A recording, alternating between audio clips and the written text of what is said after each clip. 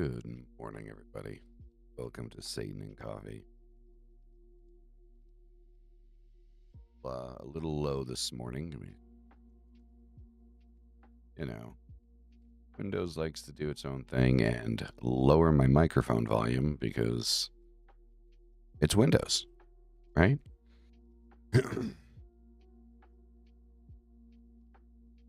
everybody's doing well this Wednesday morning. I had to think about it for a second. So yeah, and Melissa, yeah, it's kind of, I think that's kind of the vibe with that, with the intro graphic, right? It's kind of like the reason why I think so many people like, for example, Instagram images and stuff like that of people that are in relaxed situations and just sitting down for a moment and thinking. It's because I think it's what we want, right? Like we look at something like that and we're just kind of like, yeah, I wish I had a moment like that. I wish I had a moment where I was so relaxed and so unworried that I could just sit down and absorb the world around me just for a moment.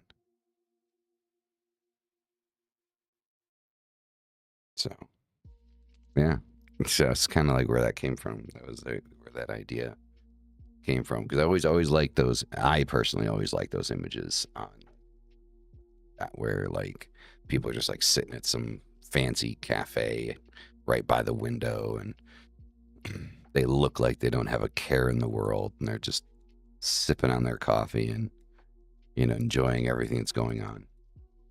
So, yeah. Figured why not Baphomet, right? Like if anyone's carefree, I think it would be Baphomet. Baphomet just chilling, listening to some music, getting some work done, sipping on some coffee, relaxing inside, watching the rain outside. So yeah. So anyway.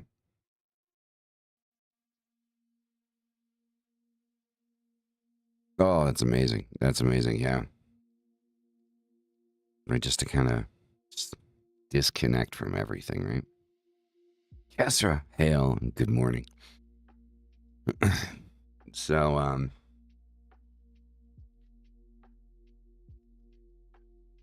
interestingly, I think the shorts that Maeve, 18 fucking months.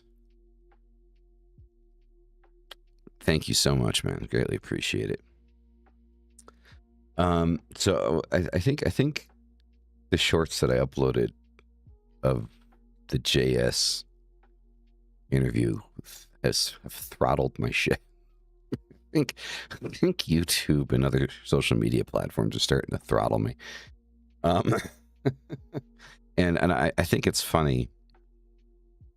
We talked about this like last week, but like I just think it's funny that people are pissed off at me for something somebody else said. I'm just like, wait, like, bro, come on, like really? I mean, I'm no stranger to like extreme opinion, right? Like, I mean, I have my own opinions that people believe are. I don't think my opinions are extreme, but other people do, and I've openly expressed my opinions, right? But like what the fuck?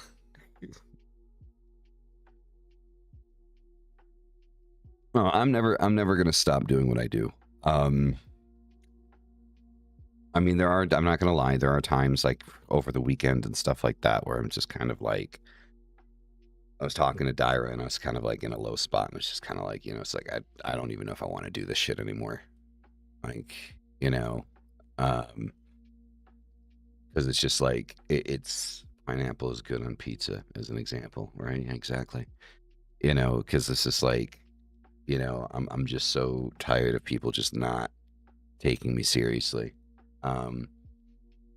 but it was just a vent session. It was a vent and, you know, kind of like mirroring session, I suppose. I'm not going to stop doing what I do. I love what I do. You know, I've never done it to make money or anything like that. I've done it because, you know, I love making content. I love putting these ideas out there and, you know, just having a difference of opinion and, you know, yeah, you know, I mean, I grew up in the era of like, you know, there are a few things that you don't talk. There are 3 things you don't talk about, right? 3 things. You don't talk about politics, you don't talk about religion, and you don't talk about sports. Those are the 3 things that you don't talk about. That's what I grew up with, right? That's what my dad used to tell me all the time. And, you know, you know, there's something that kind of stuck out in my mind. I remember this too. Wow, I just remembered this random thought, right? You know, so I remember I used to be very, you know, into talking about politics when I was younger. And I remember, like, I don't know if you guys remember chat rooms. Like, you know, you'd go in and then there's like just hundreds of people talking to each other and nobody knows anybody. And I remember I went into this goth chat room and everybody was talking about, you know, music and art and movies and all that stuff. And, you know, I came in and I started talking about politics and shit. And nobody would respond to what I was saying, right? And I was like, why is nobody responding to my... And like somebody came at me and it's like, dude, because you're talking about fucking politics. Nobody gives a shit about politics. And I'm like, it's so sad how things have changed, right? Because it's like, no, that's the only thing that people give a shit about. You know, there's so many more beautiful things in life, and that's like the only thing that people care about now. It's fucking crazy. Somebody asked me in a comment, what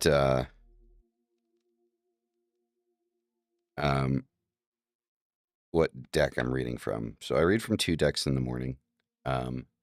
It's the Midnight Oracle is the main one, is the starter. And then the one after that is the Shadow Work deck. Those are the 2 decks that I use. I'm sorry I didn't answer your comment. I saw it multiple times and meant to answer and just forgot. So hopefully you see this. And now you know. So the daily energy read. Ooh, shit. Kamikaze cards. Holy shit.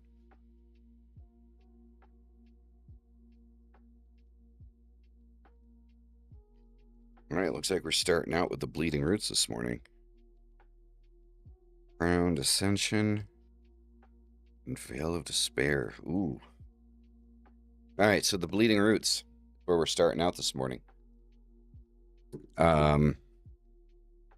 Again, we're talking about, you know, the trauma model, right? Like that the base, the roots are where everything starts, right? And what keeps everything alive. If you think about it, it's kind of crazy because it's the foundation that keeps you breathing. So you begin as a seed and you grow out and your roots grow first, and that's what holds you into the ground, like what keeps you grounded, and then you grow up and out of that, right? And depending on how strong the roots are, dictates how big you get, you know? Like how much you're able to grow. It's not to say that you are inherently held back by your past, but it is to say that it is more of a struggle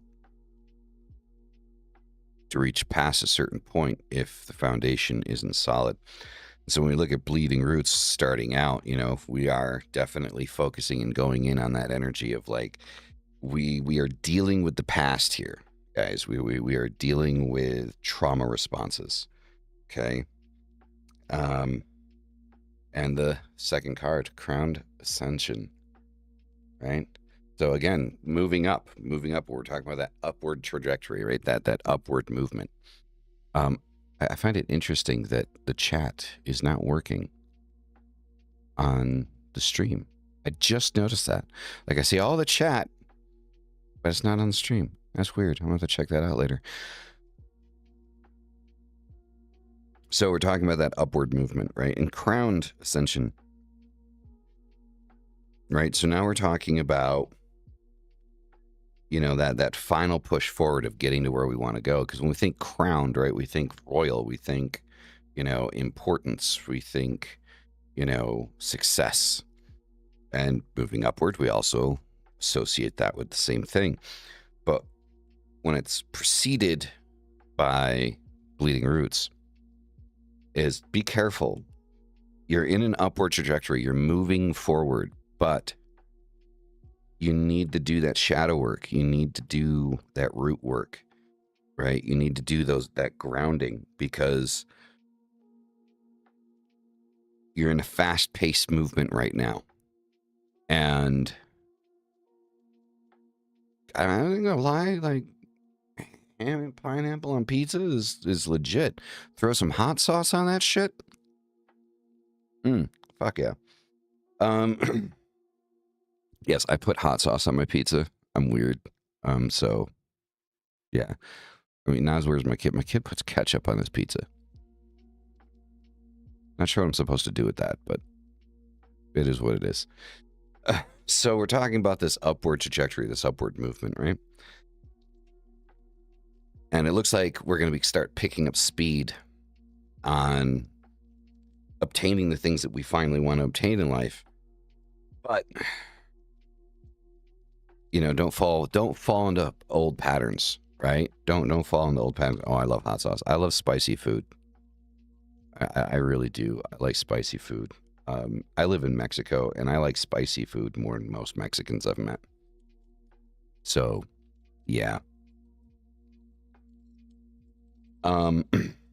So yeah, so we keep getting off track with this fucking pizza, man. We want to make sure that, like, as we move forward and as we move up and as we're obtaining the things that we want to make sure that the roots are solid. We want to make sure that old patterns don't start arising again when the stress begins to rise. We want to avoid the old patterns, right? We want to break away from those things, because the last card is Veil of Despair. Now, this isn't inherently a negative thing at the end, but it is saying it is a warning card.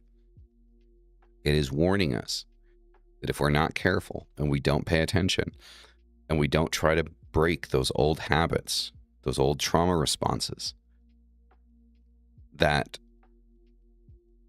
instead of ascending, we will be the architects of our own demise. Right? So, next 3 cards from the Shadow Work deck. Okay. Want to look at these, and this will give us a better idea more specifically of what it is that we want to be working on and looking at, which is why I use them in conjunction with each other. Reaching out. Former perfectionist. And again, this fits perfectly into what we're talking about, right? So the roots, foundation, lashing out, anger, deflection, emotional armor, being overprotective of yourself, being too doubtful of other people or too questioning of other people, the intentions of others. It's not to say that their intentions are pure, but it is to say that allow people to be themselves. Expect only of people what they've shown you. You can expect of them. I've learned very hard lessons in my life in the understanding that I expect people to be who they are. I do not look for people to be me or expect people to act or do the things that I would do. The only expectations I have of others are the expectations that they show me that I can have of them. That is it. And lashing out, we're talking about that deflection, that emotional armor, that not accepting responsibility for ourselves. And this is the hardest part about dealing with that trauma, about being able to move forward, about being able to grow, right? Is because we don't want to look at ourselves. So again, that's really, putting that out there. And then performer, right? Image management, validation addiction, emotional split, right? Again, this is right on top of crowned ascension, right? Don't perform. Don't put on a performance. Be yourself. You can only hold a performance so long before the performance begins to crack. You can't hold a character forever. You need to be yourself. You need to look at yourself. You need to be able to take a look in the mirror. You need to be able to do these things. If we don't do these things, those cracks will show.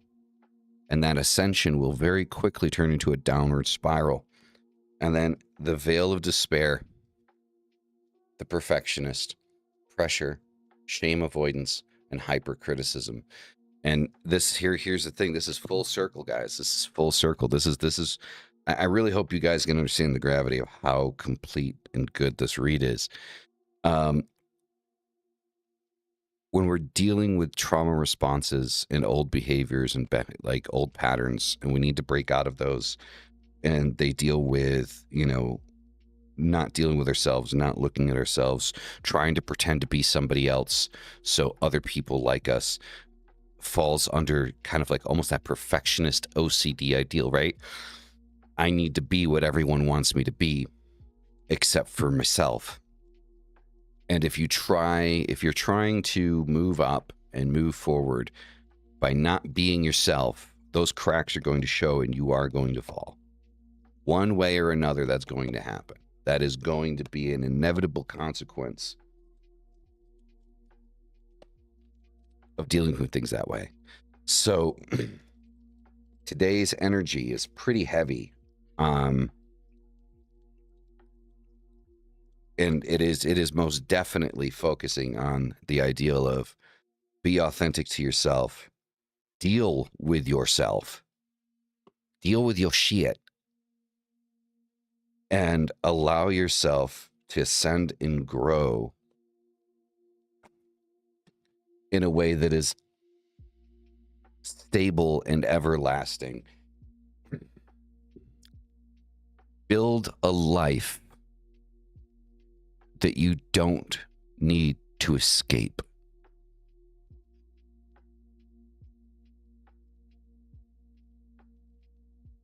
Do that. Focus on that. Build a life that doesn't make you feel like you need to escape it. So that's the daily read. Or like the tri-weekly read, because I guess, I don't do it every day, do I? Like I do it on Wednesdays, Fridays, and Sundays. So that's the midweek read. We got the midweek, the end of week, and then the end of weekend read. So would you guys be interested? Because the thing is if people aren't going to be interested in this shit, I'm not going to waste my time doing it. Would you guys be interested if I were to do like a morning read every morning as like a short or something and like upload it daily? Would you guys be interested? I would probably do the read the day before and then upload it the morning of. Would you guys be, is that something that you guys would, be into? Talking. Yeah. Okay. All right. Because it's time, right? Like, it's like I'll have to sit here, I'll have to record it, explain all my shit. So it's at least a 5-6 minute video, right? So, if I'm going to do it, I just want to make sure that like, people are going to be interested in it.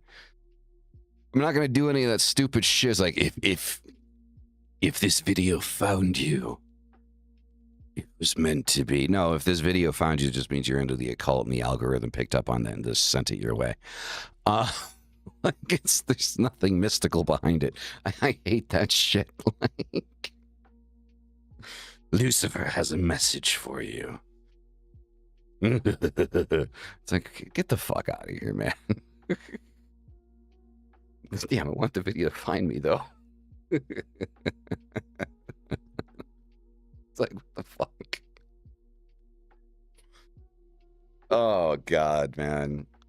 Look, I mean, everybody's got to have a gimmick, right? Everybody's got to have a... I don't know what the fuck my gimmick is. I'm not saying I don't have one. I just don't know what the fuck it is. I'm sure there's plenty of people that watch me. It's like, oh, this guy's just full of gimmicks. It's like, dude, like, if you think I'm full of gimmicks, please tell me, because I'd like to focus and develop it a little bit more.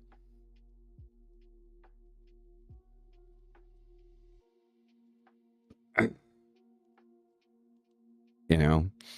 But anyway, so into the subject for today, because we're half an hour into the show and I haven't even talked about what the fuck we're talking about this morning.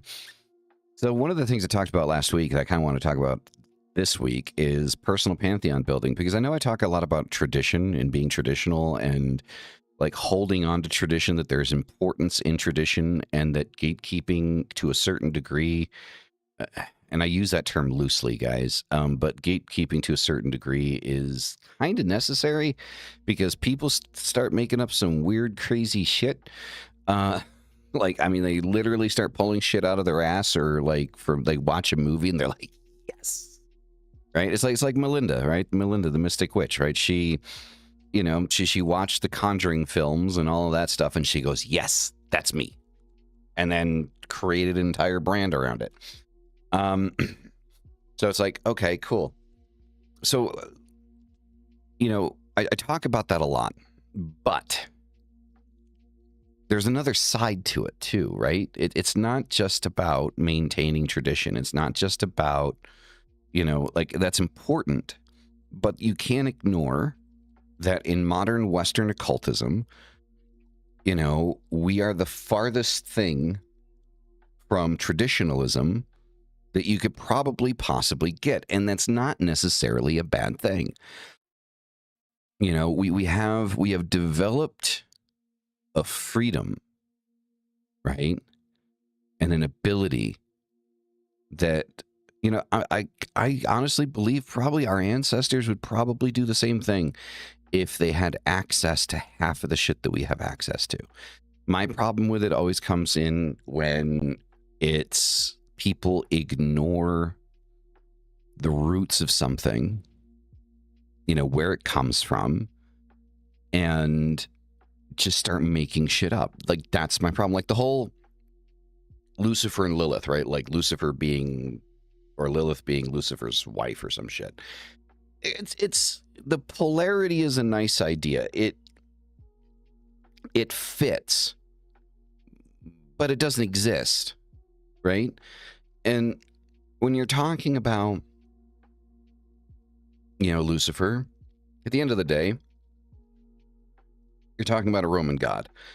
When you talk about Lilith, you're talking about, you know, Jewish mysticism for the most part, and the Sumerians with the Lilithu, right? And the thing is most people just completely ignore like all of that, and then somebody somewhere out there made some fan fiction, you know, about Lilith and Lucifer, and somebody else out there was like, yes. Because I remember I did a video on Lilith, and that was like one of my best shorts on, you know, TikTok. It's like one of my most viewed things, right? And somebody in the comment section put down this like, Lilith is Lucifer's wife. And it's like, no, she's not. She's not, though, right? Like, it's a nice idea, you know, but I mean, I wasn't invited to the wedding. Were you? Like, I mean, I don't know when this happened. Like, there's not even a fucking backstory to the fucking thing, right? Like, and it's so when there's no backstory, you know, it's really bad fan fiction. Like, there's no backstory of when this happened. It just kind of happened. And because people, you know, some say she's yeah, that's going out there because, yeah, two totally different entities, like entity energy, in my opinion. And that's also the other aspect of this, like when it comes to personal pantheon building, right? I can only tell you what I find to be true, what I have researched, what I have found, and then through practice and experience, what I see, right? That's... Oh, you were the flower girl at the wedding. All right, well, there we go. We got a first-hand account right there. All right, well, that's it. I'm shutting it down then, right? It's it. Lilith is apparently married to Lucifer. Perfect Stranger was, throwing out those bloody roses petals. And you would think though, like that Lilith wouldn't need a flower girl, especially like if you played Diablo 4, because every time she shows up, there's flower petals everywhere, right? Like you would think that would be the one wedding where they wouldn't need a flower girl. Yeah. So, oh wow. So anyway,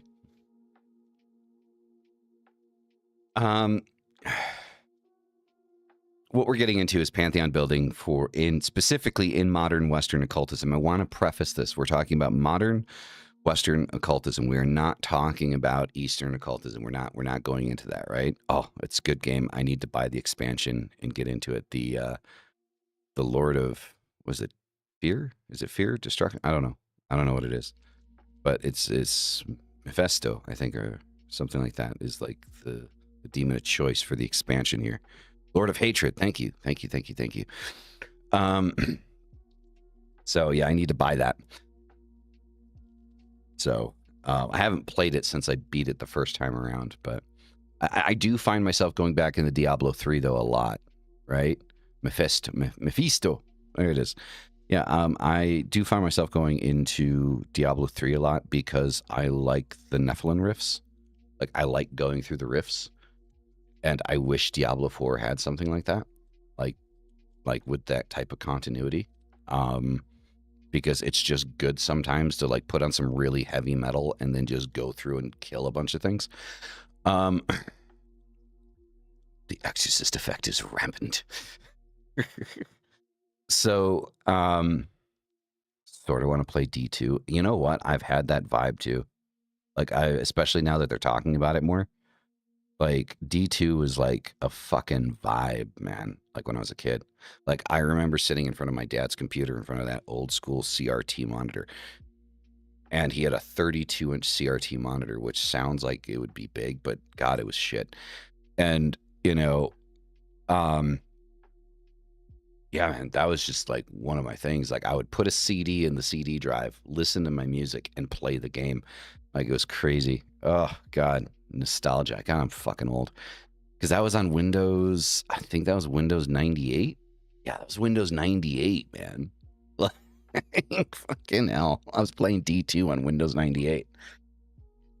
Oh, I just dated myself. Yeah. So, all right, so what is a pantheon historically? So in order to understand pantheon building, we have to talk about what a pantheon is historically, right?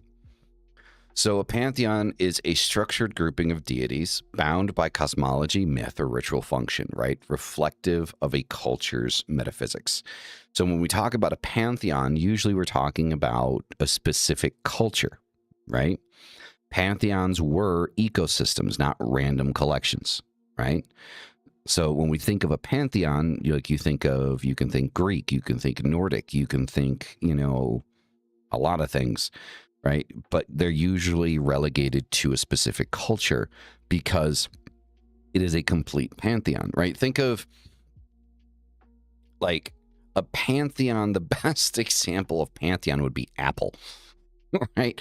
The Apple ecosystem, the iPad, the iPhone, the Mac, right? The MacBook, right? All of those things, the Apple Watch, right? So that's an entire ecosystem, right? Multiple devices that sync with and communicate with each other and kind of like just streamline everything, right? That's an ecosystem. So a pantheon historically, right, was an ecosystem, right? Now, where I've pulled a lot of this from is, so there's Micaiah, Elaid, right? So the sacred and the profane. John Osman, it's Assman, Egyptian solar religion. H.R. Ellis Davidson, Gods and Myths in Northern Europe, right? So, you know, the ancients did not pick gods like apps or electronics, right? The Pantheon was a map of reality. So war had a god, love had a god, death had a god, and those gods lived inside cosmology, right? So you did not like Ares, right? You existed in a world where war required explanation, right? And so that was like kind of like where kind of like these pantheons came from, is because each thing, including like whether we're talking about, you know, human emotion, or we're talking about, you know, natural disasters, everything kind of needed an explanation where science didn't really exist. So we just slapped a god on it, right?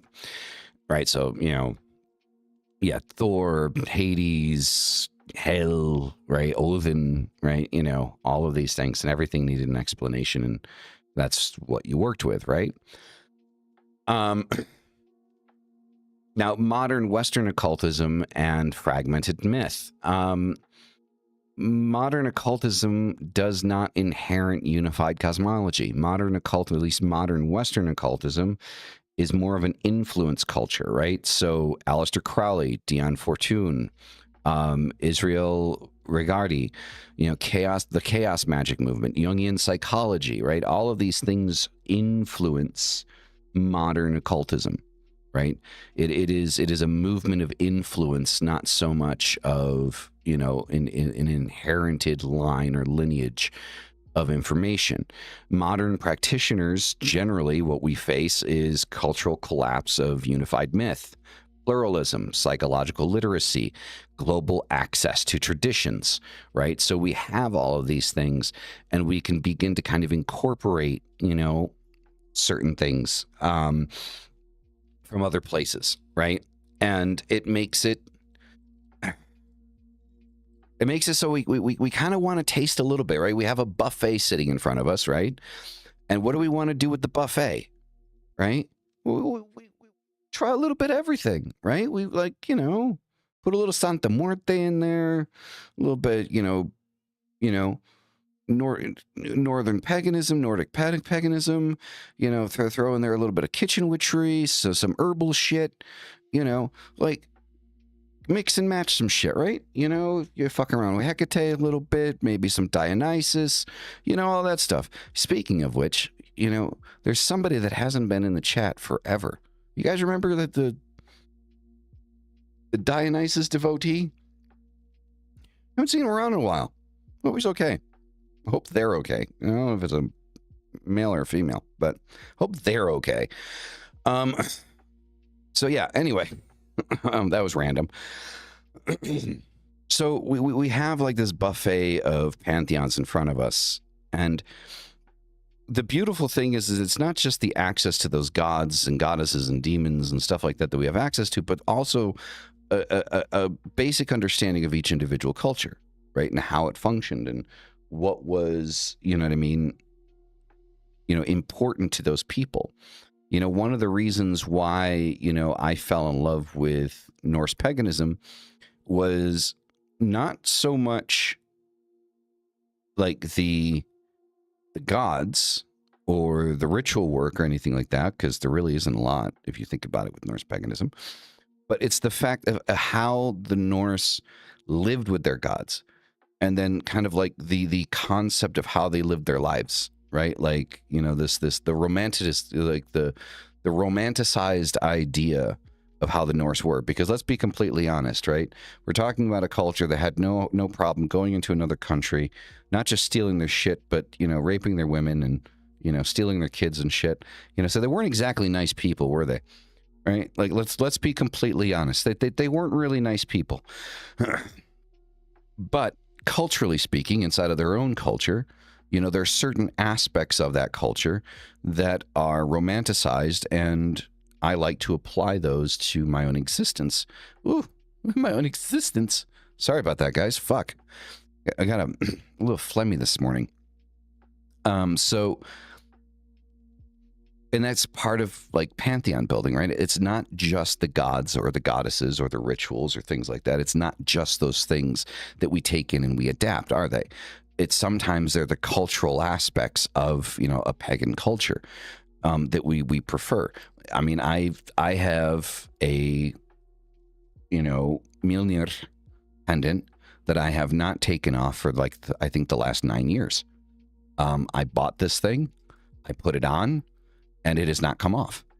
It has not. It came off. The pendant itself came off once because I bought another pendant that I really liked, and then for some reason I was missing this one, and I put this one back on.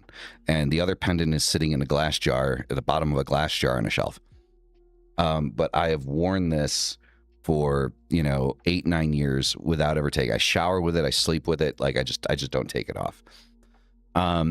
And it's more of a representation, not really for me of, you know, Thor, but rather kind of like the idea of, you know, home and family, right? For me, that's what I grab from it. So when we create our pantheon, right, there are a lot of things that we look at subconsciously as we begin to build a pantheon, right? You know, like when we look at Hecatean, you know, like the Hecatean witches and things like that, it's not just like Hecate, right? Like there's a lot of things going on. So when we say polytheistic, yeah, polytheistic is the belief in multiple entities, but the other aspect of that is building your own personal pantheon. And I don't think there's anything wrong with that as long as you stay within, you know, the lines of, you know, the traditions of those cultures. You respect, you know, the history as you begin to build these things and put them together, because they existed simultaneously. The part of this that I disagree with is when people start inventing stories to try to close the gaps, right? To try to unify it in such a way that it's like, you know, there's these stories and ideas that exist that just honestly don't, right? So some of the sources that I looked at for this was there is Ronald Hutton, The Triumph of the Moon, Carl Jung, Archetypes and the Collective Unconscious, Peter Carroll, Liber Null, and Psychonaut. So, you know, you don't live in Athens. We don't live in Asgard, right? We live in a digital wasteland with Wi-Fi and trauma, right? So we must build structure consciously or drift unconsciously. So, and that's like the primary idea there, right? We need to build this in such a way that we are consciously and intentionally putting these things together to work for us, right? Because we don't, as Western occultists, modern Western occultists, we do not have the lineage. We don't. Like, some of us can go back to our ancestry in, you know, Eastern occultism and look at what was going on then. But the reality of the situation is because we have access to so much, we end up mixing and matching things, right? So we got one red shoe, one black shoe, one orange sock, and one purple sock. Why? Because why the fuck not? So the archetype versus literal deity, right? So if we look at Jung, an archetype is a structural pattern in the psyche, right? When we talk archetypes, when we say archetype, we are talking about a structural pattern in the psyche, in the mind, right? So when we talk about deities or entities as archetypes, we begin to talk about how the aspects of that entity or that deity are a part of our own psyche, our own patterns, and the patterns that we want to create. We want to emulate certain things. Like if you think about Belial, Belial is aggressive, right? In a lot of senses. Belial is come in, flip your life the fuck upside down and start over from scratch type of thing, right? And so when we talk about the archetype of Belial, we're talking about the desire or want to be able to completely tear our life down, go back to the foundation, and then rebuild it. That's the archetypal idea of the entity. I'm not saying that that's all the entity is, but that is what we want to embody when we invoke the concept or the archetype of Belial. King Paimon, if we look at King Paimon in terms of creativity, right? We want to embody that ability to be creative, right? Lucifer, lighting the path, being able to see things in front of you, to make better decisions. We want to embody, you want to integrate and embody those qualities, those aspects into your own life. So when we talk about the archetypal idea, again, reiterating the point, I'm not saying they are only archetypes, but we can't ignore the archetype when we talk about the entities. So we want to take the archetype, the psyche, the structural pattern, and incorporate that into our own existence, right? Now, deity, by definition, in this conversation, would be a mythical embodiment of an archetypal force. So it is to say that a deity or an entity that we are talking about is the physical embodiment, right, of an archetypal force. Okay? And the ritual is the bridge between the psyche and the symbol. Right? So again, I am theistic, right? And I know that I'm speaking in terms of that makes it sound like that these things don't exist, and I do fully believe that they do. But I guess I'm just trying to kind of play it safe here, right? So it's not that Belial or Lucifer or King Paimon are just symbols, but for us they are. Quite literally, because we use sigils, don't we? Right? We use these, right? To embody and focus on the archetype, right? The embodiment of that archetype, the symbol that embodies that archetype. And that the ritual is that connection, is that bridge that brings us over into the other side to fully connect with it, right? Yes, there is, like, LaVey wasn't wrong when he talked about psychodrama, right?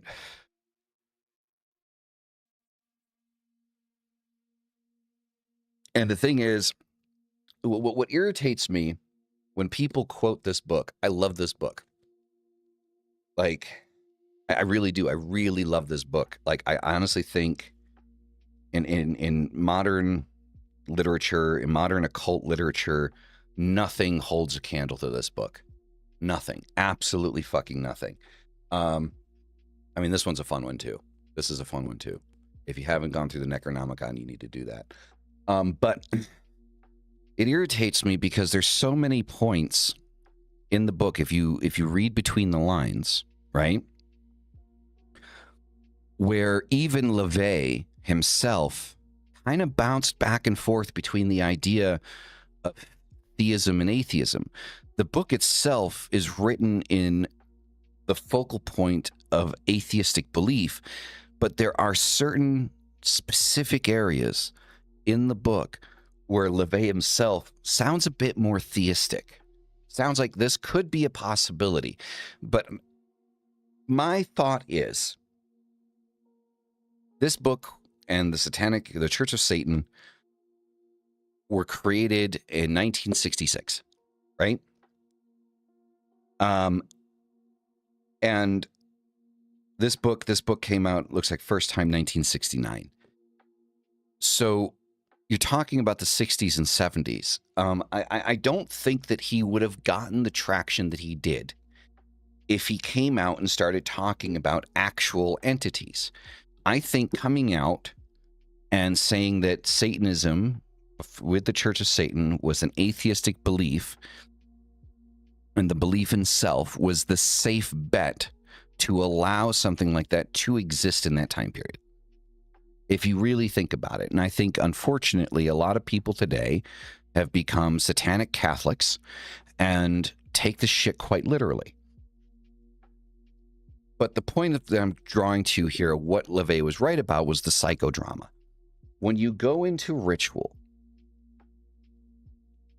there's a reason why a lot of the time, like even if you look at Behemoth X, like, you know, he's a perfect example. Ritual, full-on ritual, is very elaborate. It's very detailed. There's a lot going on. There are smells and sounds and music and yelling and sometimes blood, and it's fucking crazy, right? Sometimes, depending on the ritual, you know, there's naked people running around, right? So there's so much going on that your brain is just, it's overstimulating to the max, right? With intention. Because what that does is that creates that bridge. That is the bridge, right? That allowing yourself to fall into that and feel everything that's happening in that moment while you're in ritual, allowing yourself to literally take everything in. Like, just let your mind go wild. And your psychological defenses drop. And it is significantly easier for you to connect to what it is that you're trying to connect to, right? So if we look at Jung again, Jung stated that archetypes are forms without content. Individuation requires symbolic integration, right?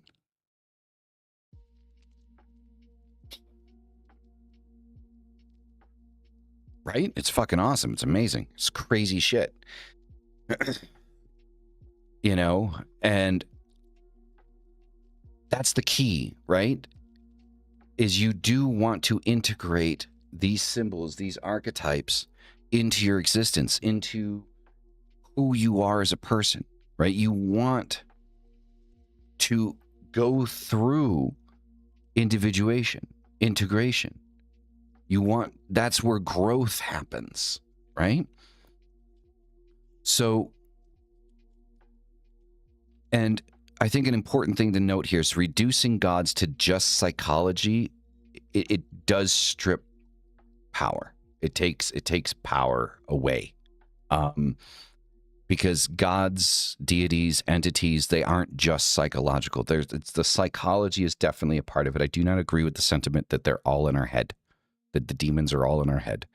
I don't agree with that. I've never agreed with that, nor will I ever agree with that.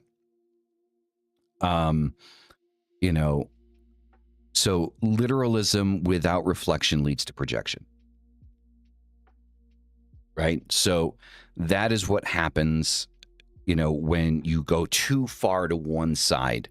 If you completely ignore the psychological, then you're not doing any of the actual work, are you? Right? Well, I gotta give my kid his laptop so he can get into school.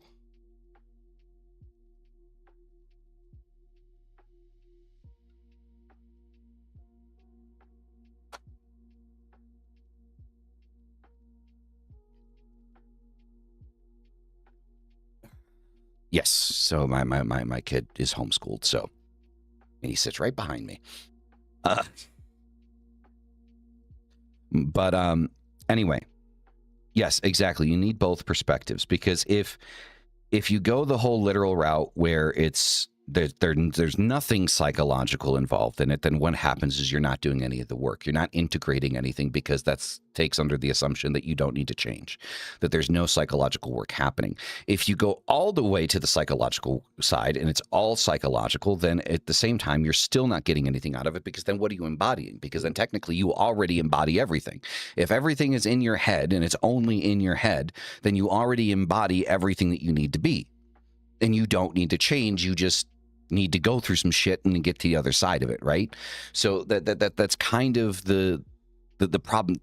You need that balance. You need that balance. And this is why I will reiterate the point. I am such a dedicant of Baphomet. Is it's understanding that there are two sides to everything, and on those two sides, on those opposite ends, there is a spectrum in between. With everything. So in order for us to be able to actually do work and do what LaVey tried to put down in this book, you need to have both sides. I don't believe that LaVey was fully atheistic. I believe primarily so, but I believe that there are aspects in that book that pointed to him being slightly more theistic. The understanding that there's a section in there, I can't remember what page it is, that says, it doesn't matter what God you choose, just choose one. Whether it's yourself, the Christian God, the devil, it doesn't matter what God you choose one. And with Baphomet, the idea of Baphomet, it's that balance, right? Of there's parts of this work that's inside of me. There are parts of this work that are outside of me. And I need to focus on as above, so below, as without, so within, in order to actually get results out of this shit. Because if you're too focused on one side or the other, you're just stuck in that spot and you're not moving, right? So whether the God exists outside you is less urgent than whether the God transforms you, right? So if invoking Mars makes you disciplined, then Mars functions. Function is power. That's the important part. Right? Now, to, I guess, what you would call kind of like the bread and butter of this, right? How do you build a personal pantheon properly? Right? How do you give yourself structure? How do you build a personal pantheon properly? Right? So identify forces in your life. That's the first step. Identify forces in your life. So illumination, destruction, desire, sovereignty, depth, death, creativity, law, chaos, whatever, right? You can map this out, right? However you want. Just, you know, you can pick a god and pick one of those things and attach it whenever, right?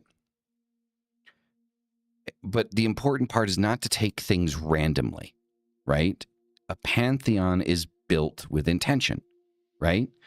So when you build a personal pantheon, and a pantheon it is built with intention. Each piece inside the pantheon has its purpose, right? So for me, if I were to look at my own pantheon, I would look at my primary, my patron deity, I suppose, would be, Baphomet, right? Balance within all things. Sorry, Dyer's asking for the vape. So Baphomet would be my patron because Baphomet balances everything out. Baphomet makes sure that one thing doesn't overflow something else. It reminds me to stay grounded, stay centered, and touch some fucking grass. Then from there, I think next level down, I would go to Lucifer, because Lucifer is being able to see where I'm going inside that balance, right? Like, what do I need to do next? Then after that, after Lucifer, I would definitely say the third is King Payman. Once I understand where it is that I'm going, I need to understand the creative energy behind it. What needs to be created? What needs to be made? What needs to be built? Right? And so for me, that's Payman. Then after that, Belial, because with Belial, it's okay. Does something need to be torn away? Does something need to be broken in order for everything that I'm building to continue to move forward? Right? And finally, and lastly, I would say on that is Lilith, where it's be unapologetic for being yourself. Don't apologize being who you are, or making something or creating something that may or may not have pissed people off, right?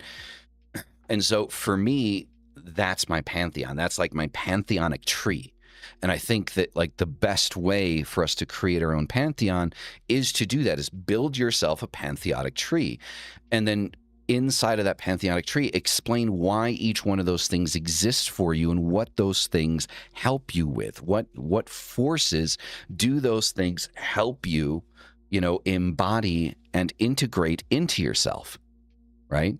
So are there other things that I'll work with on occasion? Like if I'm doing like a client work or something? Yeah, I mean, I've worked with Pazuzu, which is like technically like the enemy of fucking Lilith. But, you know, those are for very specific reasons, right? You know, and then research the systems that these things come from, right? Stay true to the roots of each aspect of your pantheon, right? Inside of that, each individual piece serves its individual purpose, but the tree in and of itself creates a mass, right? Creates one focus. Make sure that each individual part has its cultural context, because then you maintain function, right? Look at it historically. And then through that, allow that energy to grow through to build something solid and powerful for you. There's nothing wrong with a personal pantheon, but do it right. Don't create stories in your head because you want to try to make something sound like it's existed for thousands of years. Each individual part of these things have already existed probably for thousands of years, hundreds of years, right? Each individual piece, right, has existed long before you drew breath into this world. You don't need the entirety of your pantheon to have a false cohesiveness so you can feel like you're following something traditional, right? Exactly. You need to do path working with each one individually, see how they work, what they do for you, how they function, and then begin to put them together. There are entities I've worked with that I won't work with again. There's a series of videos that I've been wanting to put out for a long time, probably for almost a year now, where I am a big proponent of going into ritual and reaching into the void and pulling out something that nobody's ever heard of before. Right? True occult work, right? Uncovering the hidden. And I have an entire like grouping. I have maybe like, I think 5 or 7, you know, what I consider lower level demonics that came through with the work that I did and their sigils that are not mentioned anywhere. And the thing is what I find funny, right? The only reason I've not done it is because I don't want people to look at it as storytelling, right? And people are so obsessed with what's been written, right? In the past that they're so obsessed with it that they don't want to move forward. They don't want to find anything else, right? And, you know, I've been wanting to do videos on these things, but I've been very apprehensive. A lot of the DMT trips I have had open a portal to an infernal realm a few times. I'm sure it has. Right? So pantheon building requires, in my opinion, this is what it requires: regular offerings, devotional structure, journaling, dream recording, observed psychological change. Because remember, each part of your pantheon needs to function, needs to have a function on the pantheonic tree that you are creating. And now that I'm talking about it, I am going to create, because I like making systems. I'm a systems builder. I would say that I saw on a trip, but I fear I would never be taken seriously again. So I'm a systems builder. So one thing I think I might get into in the future with this is how I see this pantheonic tree, how it functions, right? And usually, like, so with the tree, when we look at things, we look at it as like an umbrella, right? So it's more of an umbrella system, because you say you have your patron and then you have the things that fall underneath it. So I just have to look at what works. If we're going to call it a pantheonic tree, then the primary needs to be down at the bottom and it needs to branch out, right? So what we're describing in today's video is a pantheonic umbrella, which doesn't sound as cool as pantheonic tree. So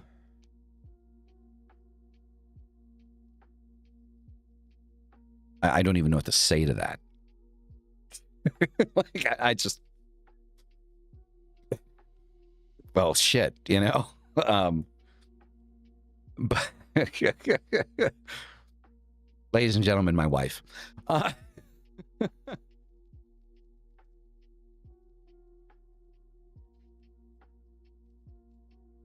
So practical ritual framework. So dedicated altar space, right? Sigils and images, statues. I love statues. And I would definitely do the 40-day focused devotional cycles. So 40 days each entity in your tree, right? 40 days. Just 40 days of dedication for each entity going through that tree, right? And then measured behavioral tracking. Track the changes, because again, it doesn't mean anything if it doesn't function, right? So if what you're doing works and functions and you can see the personality changes in yourself of what's going on, then we're talking about something that actually functions, right? And yeah, we're talking about personal gnosis. We're talking about high magic here, okay? We're not talking about, you know, lower magic, which I'm not saying that that's a bad thing, but specifically when we're talking about a pantheonic tree and building your own personal pantheon, you want to focus on the high magic, because that's what we're talking about. We're talking about the gnosis, right? We're talking about tangible psychological change, right? Like something that is visual, that you can see, that's real, right? Happening inside of you, okay?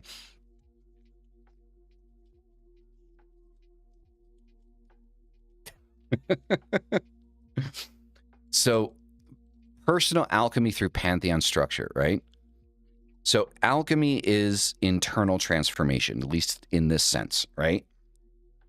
So we're talking psychology and alchemy, right? So we're literally talking about solve et coagula, right? As a principle here, as a primary principle. So with this, when we incorporate this, our personal pantheon not just becomes like the pantheonic tree, but it becomes a psychological ecosystem, a symbolic operating system, right? So an ethical regulator, right? When we begin to incorporate, you know, these things, right? So it's, for example, Belial, and I'm using Belial because Belial is kind of like the most extreme example within my pantheonic tree. Belial is this understanding of, if someone in your life is toxic, if someone in your life is running you around in circles with drama and causing problems and stuff like that, no matter how much you care about this person, you cut them out. There's no second chances. There's no redos. There's no try again. There's you're fucking gone. I never want to talk to you again. Right? Never speak to me again in your life. Remove my name from your mouth. Right? Don't ever even think about me. Right? And that is, you know, a psychological change, for example, for me that I needed. Like, I needed that. Like, at certain points in my life where there were people in my life that I leaned on so much that were causing me harm and putting me in situations, or allowing or enabling me to go into situations that were relatively unsafe. And with Belial, Belial is that energy that says no. You know, and done. That's it. Gone. Which is why Belial exists in my pantheonic tree.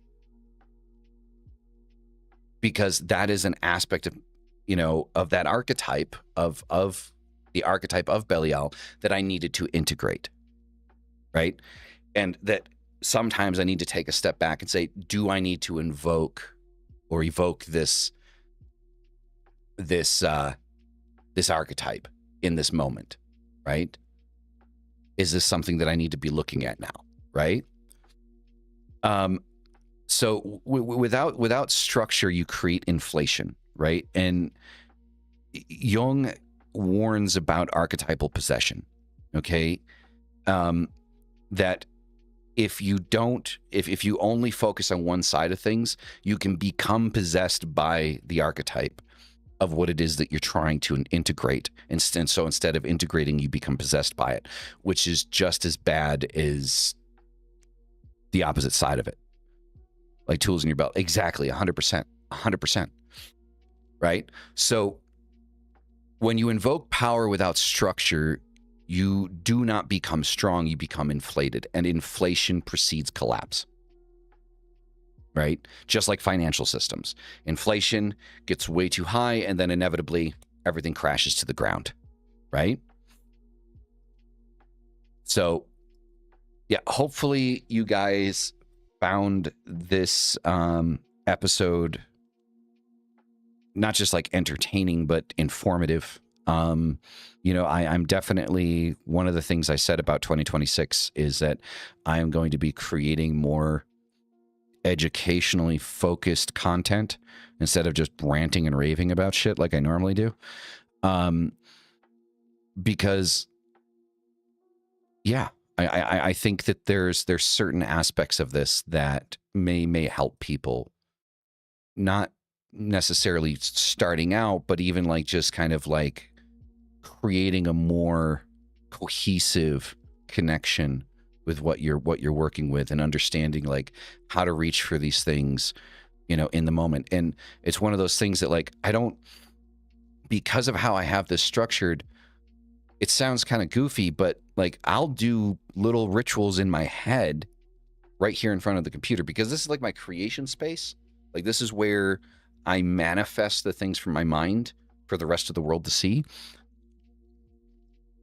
Like there's that internal temple, right? And that's the next video. What I want to talk about, this is like kind of like talking about the next one, is like the temple of the mind, like how to create it, maintain it, and use it when you can't get to your ritual space, right? And how important it is, like the first temple you ever build, to be the temple in your mind.